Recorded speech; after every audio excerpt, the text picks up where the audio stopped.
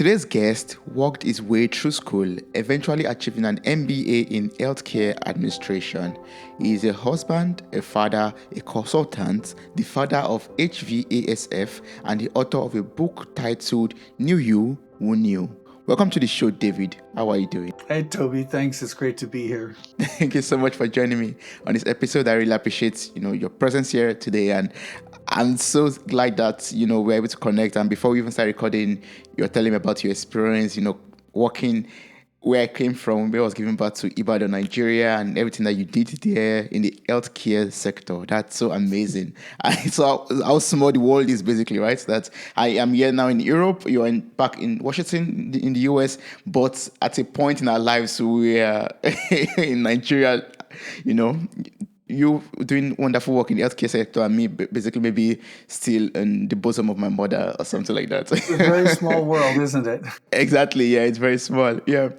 But I'll just love you to, share a little bit about the essential life lessons and experiences that you learned from 35 years of working in the healthcare sector, and also just life experiences that you got from life in general. Yeah. So like you said, I've worked in healthcare for 35 years. It kind of amazes me as I think about it. And I feel it's not been a typical career, if you will. I've been able to do a lot of different things in a lot of different places, which I've been grateful for.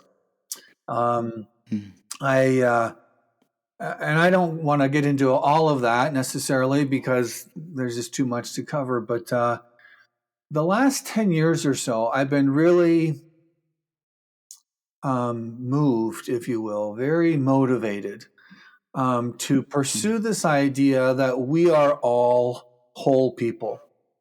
So the Western medical model looks at you in bits and parts and pieces, right? Somebody looks at your eyes, and a different person looks at your nose.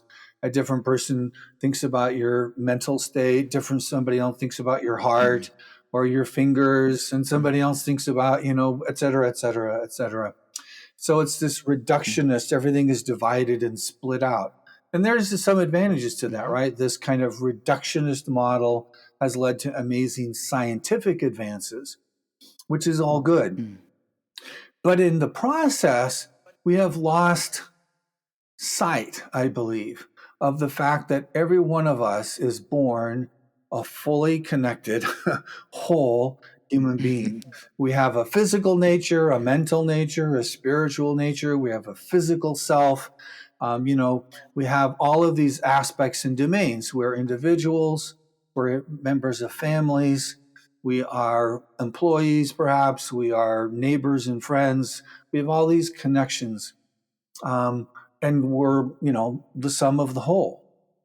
And so while there's value in looking at bits and pieces, I believe there's also value in kind of taking a step back and saying, wait a minute, we're whole people.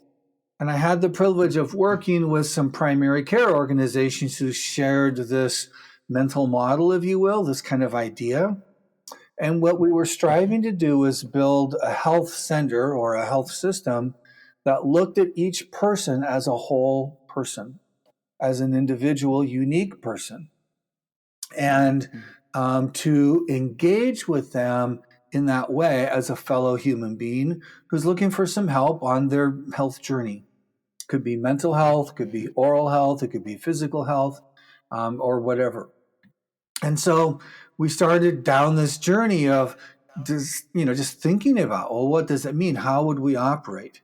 I was the CEO of a community health center in a rural area in Oregon. And we had wonderful success at building a good reputation, at really taking good care of our patients and have really good health outcomes. And we'd outgrown our building, our first building that we had. In fact, I was in a closet. It was my office as the CEO. And then I had to move out of my closet so we could put two dentists and make my closet their office, or three dentists, actually. And so, and I moved into another building because there just wasn't room. And so we needed to build a new health center. And we had this idea that we want this to be designed not around the typical model, but around this whole person model. So everything was integrated, just like you and I are, and every single person are integrated. And so you really didn't, you got some oral health and primary care, and you got some mental health and dental care. It just everything was kind of mixed and organized in a way that we could help you as a whole person. As we Yeah. were designing this new building around this idea, I had this epiphany, my first of a few. And this epiphany was that if you, Toby, come into our health center, and we have this really beautiful building that's designed to keep you relaxed and healthy, and we have this great team of people that care about you as a whole person and want to engage with you and support you on whatever your goals are, um, unless we could help you carry out your role as the captain of the healthcare team, right, as the captain of your own healthcare journey. Since, let's face it, most of your life, you're not in the health center, right? You're in your life. You're at home, you're at work, you're out working, you're playing, you're doing whatever you do. And so, really, you have to be in charge. You have to be the captain of that. And we want you to guide this team because you know yourself better than anybody here does. And I asked the question of this wonderful multidisciplinary team that I was working with. I said, I've worked in healthcare for over 30 years now, and I don't know what that means. Isn't that embarrassing? I feel kind of slow sometimes. And so it's like, what does that mean? I mean, what does it mean to have you be the captain of the care team? What are the skill sets, right? And so I started studying, particularly with some psychology and some help with some of the therapists, this idea of change, because we felt like it was really all about how do we manage change in our lives. And there's two kinds of change, right? Yeah. There's the external change, right? So I might be on Riverside, or I might be on Zoom, or I might be on a conference call without any video, right? And so there's different kinds of Yeah. technologies, and we need to keep up with those things because that's constantly evolving and changing. So that's one kind of change. Yes. That's important. Perhaps more important, and certainly I will say more important, is this idea of how am I changing, right? Who am I becoming? And what is this change process so that I become the person that I want to become? Not some random what my boss wants me to be, or my girlfriend or boyfriend, or somebody else, my neighbors, my parents, some political leader, Yeah. whatever, right? How am I Yeah. becoming who I want to become? And so it was all about change. And so I started studying change models. You would think that's pretty simple, but unfortunately, anything that has to do with human beings is not simple. It's not simple. and so, um, Yeah, true. and so I started studying these various change models, and this one has a very fancy name called the trans theoretical model of change. And I promise I won't ever say that again, but a lot of really smart people have thought about this a lot, but they don't all agree. And so I lined up, because I was a finance guy for a long time. I built a spreadsheet and I said, what are the elements or aspects of this change model? And I put the next one next to it. And then I had 6 of them up, and I had this second epiphany. It's all about change, and change at its most rudimentary, most elementary foundation. Every one of these models showed that this idea of intrinsic motivation or personal motivation is the foundation. It's the core, absolutely necessary element of every change model. And I thought, man, that's amazing. What in the heck do I know about intrinsic motivation? Nothing. Very little. Because motivation, from a business perspective, as an organization, is all about how do we motivate our people to do what we want them to do. I mean, that's what you think about when you think about motivation as a business. We don't really think about Yeah. building these foundations that help a person at work, but also at home, in their hobbies, in their family, in their other relationships, in their life in general, right? We don't really think of them as whole people. We just think about them the hours that they're working for us. And so I started studying intrinsic motivation, and I happened to get fired from that job that I loved so much and was so exciting, which is a whole nother story. I didn't Oh, steal anything, I promise. yeah. We just had a disagreement with my board and I lost the argument. Um, but anyway, so I had some time. And so I thought I'm going to really dive into this. And I spent the next 2 years really researching. And then I spent about a year writing this book. Knew you? Who Yeah. knew? And it really built on these foundational principles, and there are 10 that I identified that lead to a person being the captain, not only of their healthcare journey, but of their entire life. Because these principles Yeah. and the related skill sets are applicable to every domain of life: physical, Yeah. mental, spiritual, work, family. All of these domains are influenced and guided by these principles. It was really quite a profound journey for me.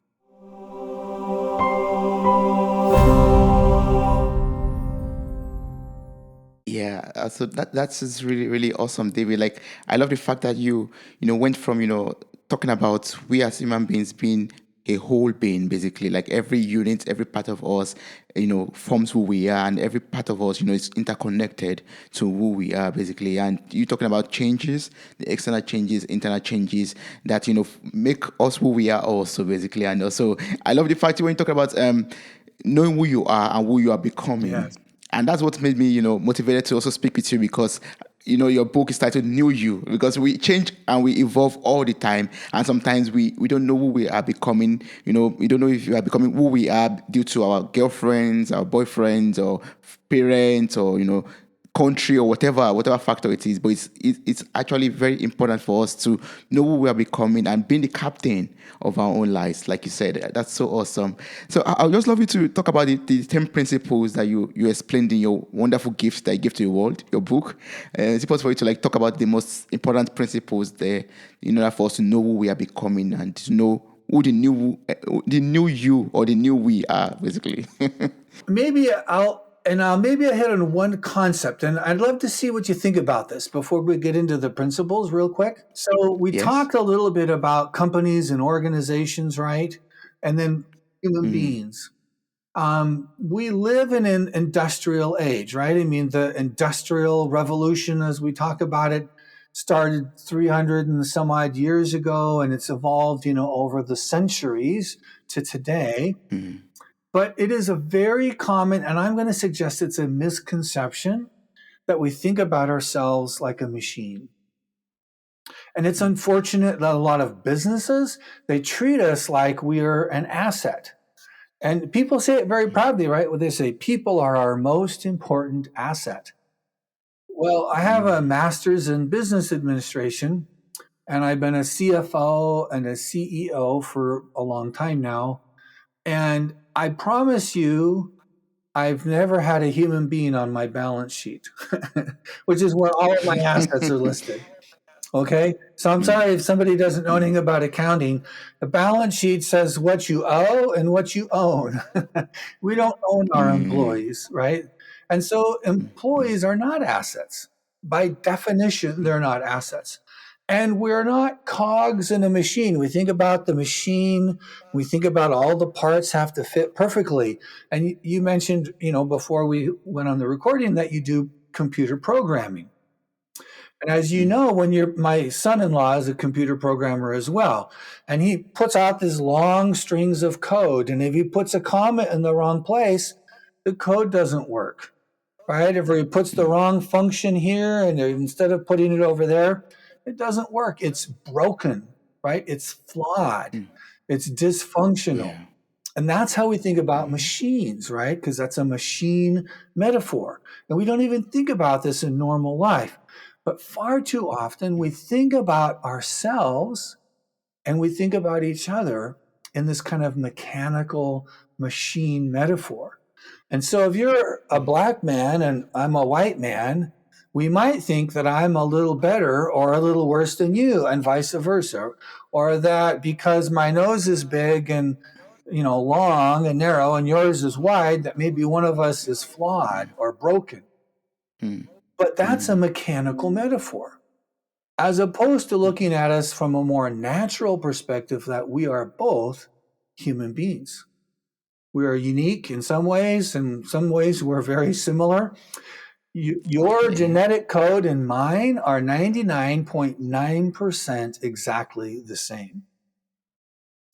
The same with a Native American, the same with somebody from Southeast Asia, the same from anybody on the planet. We're 99.9%, our genetic code is exactly the same. And so we are all human beings. We're all different. The fact that we're different, some are tall, some are short, some carry their weight a little bit different than others. Some people have big ears, some people have little ears, whatever. It doesn't make us flawed or broken. It just makes us human. Amazingly, we're Yes. just human beings. And that is the way that we're set up. It's the way we're designed. And so I believe it's really important as we start talking about this principles of human success or this principles of human development that we recognize that every one of us is very similar but also distinct. But it doesn't make us better or worse, right or wrong, Yeah. flawed or broken. We're just different. And as soon as we Yeah. start accepting this universality, this common humanity, I think we're in a much better place to then, frankly, to engage with these principles, not as a machine, but as a human being. Does that make sense? Yeah. Of course it does. Yes. Like we are all unique beings and we are beautiful. We are amazing in our uniqueness. Yeah. Yeah, It absolutely. does. So, so, so as a foundation, this idea of our humanity, right? Which means that nobody's Yeah. perfect, right? You don't know anybody No. that's perfect, and I don't, it's because they don't exist. So we're all just different Exactly. in slightly different ways. And I think that's very important. So the principles. Um, the very first principle, the one that frankly surprised me the most, is this idea of making our own personal core values explicit. So I mean that in a very specific way. So almost everybody has some sense of their values. So like Toby, do you have a sense? I mean, what are your values? What do you think about when I say, what are my values? Yes, my values are what makes me who I am, basically. Like, okay, I love to be maybe punctual, for example, or I'm disciplined, or I'm, managing my time properly, or something like that. Or maybe like say, honesty, for example, or maybe hard work or creativity. Then those are like my values, or, and that is exactly what makes me who I am, basically. That's what defines That's Toby, perfect. exactly, actually. That's perfect. So you have a sense of your values because these are things that are important to you, right? And that's what our values are, right? These are things that are important to us. What the research has shown is that about 80% of people, so that means most people listening or watching, Yeah. have never made their values explicit.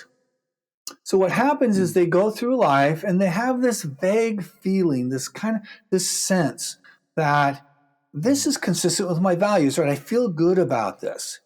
Or conversely, right? I'm not comfortable around this. I mean, something's going on that I am not comfortable with. This makes me feel like I want to retreat a little bit, or I want to attack, or whatever, right? It's just not comfortable.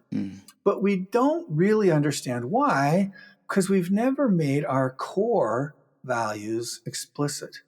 So it's a very specific process that I recommend that helps a person to make these values explicit. Um, and here's why it's important. It's important because when we go through this process, instead of having these vague, fuzzy feelings about this fits or this doesn't fit, we have a very clear sense of this fits and this is why, or this is what's going on and this is why it doesn't fit. Right? We're very Yeah. clear in our mind about it. And when we're clear about it, we can be actionable about it. And our life just seems like it's like a bright sunny day as opposed to a foggy day, right? It's just everything is better. We also have a Yeah. greater sense of purpose When we've made our values explicit, we have a greater sense of what is purposeful or meaningful in our lives. And so we have a sense of motivation that comes from living a purposeful life. It also gives us a sense of well-being. So this idea of well-being means that you feel like your life is on track. My life is okay, right? Because I'm moving in a direction or consistent with my own values, what I have decided is important to me. And so you have all of these advantages of focus and clarity and well-being and purpose. And what's amazing about this is it only takes a couple of hours to go through this process, and it's absolutely free. I mean, how could you do better than that? And you benefit from it for the rest of your life. And so this initial foundation of or principle is to make our own core values explicit. So explicit is a very specific word. And what I mean by that is that we've gone through this process of kind of weeding down all the values that we have or that we could have to 5. And I walk you through a process. So, and you come up with what your 5 core values are, and then I ask you to rank them 1, 2, 3, 4, 5. And in the process, I'll ask you to do 3 things. The first is to simply describe, what does this value mean to me? Because you said like being honest or being punctual. Well, what does that mean to you? Because frankly, we're all unique, right? We're all human beings. And it's very likely if you put 3 people in a room, 3 of them will have slightly different ideas about what that means, right? What does it mean to be honest? What does it mean to be punctual? What does it mean to work hard? Right? So we define it. And it doesn't matter what your parents think or your brother or your girlfriend or whoever, right? It matters is what you think it is, because that's what we're getting as your core values. So I describe it. What does it mean? That's the first step. The second step is to say, well, what does it look like, right? In my regular day-to-day life, what does it look like to live that values now that I've defined it? And again, this isn't a page. This is a very, a couple of sentences. This isn't a 20-page book report. Now, this should take less than a page, frankly. And you may be able to put all 5 values on a page, in fact, but certainly on a front and back of a page. So this isn't huge. And then the third step is to describe very briefly, why is my life better for living this value, right? So you've defined it, you've described what it looks like in behavior, and then you say, if I live that behavior, if I really have integrity to this value, why am I better off for doing that? And as we go through this process, again, it only takes a couple of hours. We just have this clarity about our lives that's very powerful. And it creates the very foundation of our personal motivation. So if we think of a tree, I like trees, and I worked in a rural area. We had lots of cherries, and I love cherries. So I'm going to use a cherry tree as a metaphor. So what we're talking about now is building the roots, right? We have a tree, you want deep, wide, effective roots. And the very tips of those roots is like our values. It's the foundation of everything else that we'll do to get up into a strong and flexible trunk and to eventually build branches and leaves and the fruit in their season. And so this is really the foundation. Make sense so far? Yes, of course. Yeah. And so I'm going to go much more quickly through these principles, but they build on each other. And so what we're doing is we're building roots, and then we're strengthening the roots as it connects to the trunk, right? And the trunk then connects to the branches. This is really the foundations. Most of the things that we see today in our lives are about, how do I do this, right? So if you're a Python programmer, how do I, learn to program in Python better? What are the secrets, the tips, the tricks, and the techniques, right? If I have a podcast, what are the tips, tricks, and techniques of how to have a better podcast? Whatever I do, if I'm a custodian, how do I do a better job at cleaning the floors or disinfecting a surface or whatever we're doing, right? Most of what we have is about how to do it better, how to be better. But what we're talking about here is how am I creating these foundations of who I am becoming? And the end goal is to become the person that naturally, because of the principles that you followed and the tools, tips, and techniques that you've implemented, that you naturally produce as much fruit as you possibly can, right? As much outcome, as much product, if you will. And that's what we all like. Right? We all would like to be more effective, right? But the idea is not to focus on the superficial part of being productive, but a more profound approach to being productive, as well as being connected and then being balanced. And so we become this whole human being, just like we're designed to be. So the second principle is awareness. And there's two elements to that, or two aspects. The first is awareness of what's going on around me. It's really important. And the most important, though, element or aspect of that is self-awareness. How am I doing? How am I progressing? What is my status, if you will?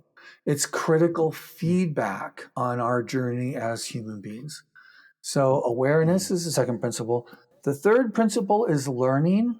So then everything we do, whether we feel like we've succeeded or we feel like we failed, is that we learn. That's the third principle. The fourth principle is intention. So, I'm sorry, the fourth principle is intention.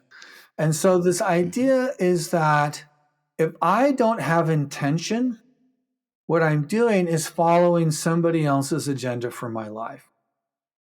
Right? And everybody has an agenda for your life, I promise, right? The mattress company down the road would like you to buy their mattress, whether you need one or not. Your boss wants you to get your job done the way he wants you to do it. Your spouse wants you to be who she wants you to be or he wants you to be, right? Everybody has an agenda for us. The idea here is that we should have intention for our own life. What do I want to do is one part of that. More importantly is who do I want to become? So this again is about balance, this kind of balance idea. So the fifth principle is planning. So if I have intention, if you will, it's kind of like vision. We think about vision. It's my vision. If you have a vision, but you don't have any plan to get there, right? The odds of arriving are next to nothing, right? We have to have a plan. And then once we've got a plan, we have to have a separate skill set, which is how do I carry out the plan? How do I actually do it? Right? So these first 6 principles are the principles of our values and what is called self-efficacy. It's the exercise of control over our lives. The seventh principle is belief or faith. Because this is a truism. I think most of us resonate with this. If I believe I can do something, I've increased the odds of actually doing it. If I don't believe I can do something or become something, the odds of me accomplishing it are next to 0. Does that make sense? Of course it does. Yes. So this idea of belief or faith, it's a core construct or framework, if you will, to all of the other principles. The 8th principle is going into this area of what we'll call self-compassion. This is balance to being effective and in control, right? This is about being connected. And so the first principle is self-kindness. Far too many of us were taught as we were growing up by our parents, by our siblings, by our friends, by our teachers perhaps, that when I mess up, I should beat myself up. If I make a mistake, I should feel bad and think I'm a bad person, right? There's this sense of the more I browbeat myself, the better person I am for some reason. And this is just far too common. But what the research shows us is that when we make a mistake and we beat up on ourselves, we say things like, that was stupid. I can't believe I did that again. What a dummy. What a moron. What an idiot. Any of these kinds of language that we might have, what they do is they take our capacity to do something about that mistake we've made or that flaw we have or whatever, and it decreases our ability to deal with it effectively. Well, that sucks, doesn't it? So we've not only made a mistake, but then we've decreased our ability to do anything about the mistake.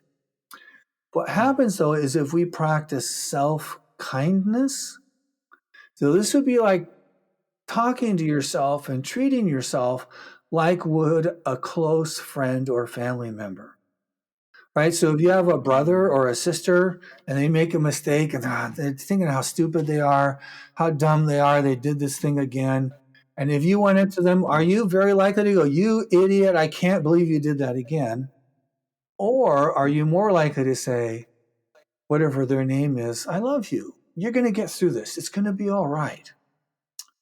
Right? I'll help you. Let's get through this together. This is how you would talk to them, right? So we should talk to ourselves this way as well. And what the research tells us is that when we do that, our capacity to actually do better goes up dramatically, right? So do we kick ourselves or do we help ourselves, right? So this idea of self-kindness is a foundational principle of balance. The second or the ninth principle is the sense of our common humanity. We talked about this a little bit before, but this idea that we are all unique, but we're only unique in little tiny ways and mostly ways that don't make that much difference, right? They're superficial, they're external. But that whatever our circumstances are, so you could be from Ibadan and to be a programmer in Germany, and you might think, I'm like the only person in the world like this. But I guarantee you, if you look around a little bit, you'll find another programmer. If not from Ibadan, from Nigeria. And if not from Nigeria, from West Africa. Right? And what will happen is no matter how unique we feel, there are other people that are in similar circumstances who we can both be connected to, who we can support each other in, and feel like we are, in fact, not alone in this world. We are connected with other people as a part of this vast human family. And so we're not alone. That's really critical. And the final principle is this idea of, and I call the chapter mindlessness. I did that on purpose because so many people, if you said mindful, or if I said this chapter about being mindful, there's a certain portion of the world who will go, mindfulness? Like, do I got to buy yoga pants? Do I have to eat yogurt now? Do I have to like burn incense and learn fancy words from India that I don't understand? Do yoga? No, you don't have to do any of those. You can do any of those things. There's nothing wrong with any of those things. But I want to get away from any kind of biases that we might have about being mindful as this weird thing that hippies do or some other people someplace else, and recognize that, Toby, you've got a mind. I have a mind. And everybody who's watching or listening to this, you have a mind, or you wouldn't be here, right? And so, since we all have a mind, which scientists have described is the most amazing creation in the world, in the universe, this mind of ours with its trillions of connections is the most amazing creation in the universe. And so, since we have a mind, the only question that comes up and the only question that matters is, what am I doing with this amazing creation that I've been given? And so the 10th chapter is really about what are we doing with our minds? And obviously, we don't want to be mindless. That just doesn't sound good, right? In fact, that sounds like something we might say in a very mean way to somebody else about being, mindless. and other, Yeah. derogatory terms we might use. So we don't want to be mindless. We really do want to be mindful if we think about it. So if we get rid of the bias and simply say, I've got a mind, how do I use my mind? I offer a few simple suggestions about using our mind in a more thoughtful or a more mindful way so that we then reinforce and support all these other principles that we just talked about. So the 10 in Yeah. combination build on each other, right? They support each Yes. other. And what happens is when we focus on those foundations, at least at the beginning, right? Because we all got to start someplace. If we focus on these foundations, thinking of that cherry tree, what you've got is this robust, deep root structure that keeps us grounded. And when things are going really well, right, it keeps us from thinking, well, I'm so amazing. I've done all this stuff Yeah. myself. Aren't I just amazing? And it keeps us grounded. And when things are not going well, which is inevitable because we're human beings and we have ups and we have Yeah. downs, right? And so when we're down, when Exactly. things are bad, when we've been fired maybe, or we're broken, in a transition of some kind, this happens a lot of times, right? Maybe a relationship and Yes. we're transitioning out of it or something. We're down. When we're down, when we've got this foundation of roots and trunk and branches that are strong and flexible and viable, we weather the storm better. As human beings, we avoid catastrophic failure, like massive depression, breakdown, burnout. We think of all these things that are very common in our modern society. We can avoid the Yeah. worst instances of those things because we've got these foundations that we've built and we're constantly reinforcing. Um, so anyway, so it serves us really well no matter what our circumstances are. It keeps us balanced, Yeah. it keeps us connected, it keeps us accomplishing, but not in a machine or a mechanical, right? Because the machine, it Yeah. needs to keep up an output at 8 because that's the goal that we've set for it and we've designed it for. And if it's not always at an 8, it's broken, it's flawed, it's defective, it's not working right, right? True. It's bad machine. But as a human being, we know that sometimes we're functioning at an 8, sometimes we're at a 9 or a 10, and sometimes we're at a Yeah. 6. But that's because we're a human True. being, and that's normal, right? So we see ourselves in this holistic, balanced, more natural, more realistic way, and we accomplish as much as we can given our circumstances. We're kind to Yeah. ourselves, we're constantly adjusting, we're constantly adapting as we learn, and we have this awareness that we built in. It's really, I think, a more beautiful, powerful way to be a human being and still be productive in a modern age. Yes, I really love the 10 principles that you talked about. And one thing that stood out to me is also, being able to learn from our setbacks without being harsh on ourselves, like being kind to ourselves. We have to be kind to ourselves no matter what, we've done wrongly, no matter how foolish we might think we are or stupid we might think we are because of what happened. But we have to be kind to ourselves just the way we are kind to our brothers, our sisters, or loved ones out there. We don't, just push out harsh words on them in their down state, in their down moment or down states. We, try to, uplift them with kind words and motivations. That's the same way we should also deal with ourselves whenever we're going through difficult situations or whenever we've messed up, basically. Yeah. I love that. Yeah. And there's one thing you talk about really, the 10th principle, when you talk about the mind, that we have to use our mind in a way in order to make sure that we live a better life, basically, to become, to make use of all these 10 principles. And I don't know if you could share these skills with us, these skills, and how we can make use of our mind in order to become a new person, in order to, become much more kind to ourselves, much more, progressive in the way we plan to achieve our visions in life also. There you go. And these are, I mean, the principles are great. And the way the book is set up is each chapter has one principle.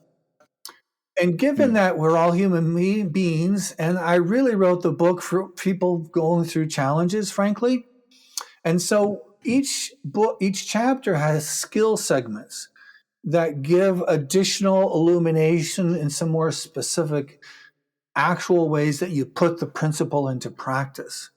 But they're not a prescription. Like you go to the doctor's office and they say, take this pill morning and night, and take this pill only in the morning, and take this pill, only after food, or this one without food, or right. It's a prescription. It's very specific, and you got to do this and this and this. The book isn't written that way. It's really written as a guide because your life is unique. Your circumstances are unique. And so I wrote it in such a way that I ask you to use that amazing creation in between your ears to think about, in my life, this principle is important. That's important. And then how do I apply it? And I just to give you some suggestions on ways you might, but I don't want to tell you which way it is. I want you to discover for yourself the best way for you right now in your individual circumstances to apply this principle. And I'm going to ask you to not to do it 17 different things. Find one thing at a time and then apply it. And give yourself a break. Be patient. Be diligent. Be consistent. And here's something that's actionable. So somebody's listening to this, they're going, well, that's all nice, but what do I do, right? How do I get this done, right? So the first thing is to buy the book and to go through it and read it. I mean, that's the first thing. But something that everybody could apply today, whether you buy my book or not, and I offer this as a gift, is that you start your morning with intent. So who do I want to be today? What do I want to get done? You have intent. And at the end of the day, you're accountable. So at the end of the day, you say, this was my intent. How did it go? Right? So we're not beating ourselves up if it didn't go well, right? My intent was to be nice to my coworker who I think is a jerk, and I wasn't. So I'm accountable to that. And I might say, okay, in my book, I give some specific suggestions how to do this, but I would rehearse and I would say, I didn't do as well as I would like. So tomorrow, how can I do better? And you think of one specific way I could do better. So in the morning when you wake up, or whenever it is you wake up, right? If you're working swing shift at night when you wake up, we're all in an individual circumstance, right? So you have to adapt this to your life. So when you get up in the morning, whenever that is, you're intentional. Yesterday I learned, right? We talked about learning as a principle. Today I'm intentional. And you go through your day, and at the end of the day, you say, how did I do? This is a daily process, not a chance to beat up on yourself, but a day to practice the principles and to begin this process of becoming and doing what you want. So you are the captain of your own life. Connected, effective, and balanced.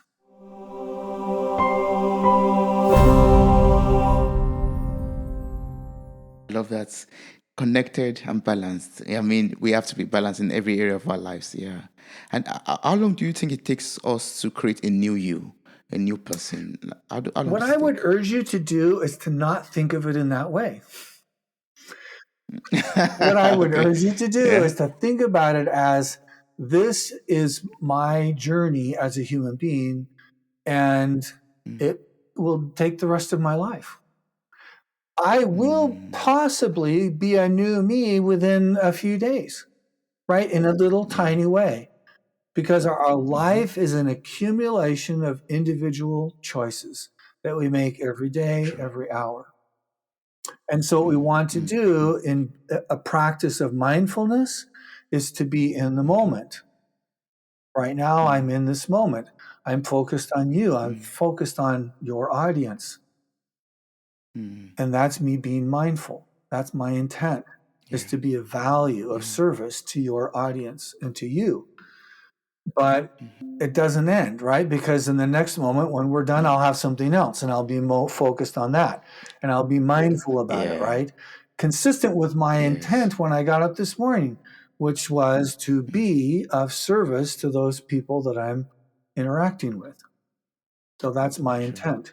And so at the end of the day, I'll take a moment. It doesn't take a long time, no matter how busy our life is, right? And I really recommend journaling as a way to do this. I struggle with that myself, just to be completely transparent, but it's a very powerful tool to use. So without journaling, except for every now and again, I simply review my day and I say, this was my intent. This were my goals. I use my calendar to help me with this. Mm. And I think about both what I wanted to do and who I want to become. And Yeah. I think about tomorrow, how can I do a little bit better, right? It's this daily process. Yeah. And again, it doesn't take over our life. It's fairly simple, it's fairly short, and we can live a full life in between, but it becomes more Mm. powerful. It becomes more purposeful by following these principles and these simple steps. I'm so grateful to you, David, for sharing all of these principles and skills with us and with me particularly. Like, having listened to you so far, I feel like there's a lot of work I have to do on myself basically to become a better person. And I just want you to tell us how we could get the book, how we could connect with you, in case there's someone out there who still has the urge to ask more questions, or maybe there's some things we didn't cover in this conversation that some people would still love to, ask you directly. What's the best way to connect with you and maybe also work with you? Yeah. And so my book is on Amazon right now, and I've got it as an ebook, as a paperback, and as an audiobook. So we've got those three different formats.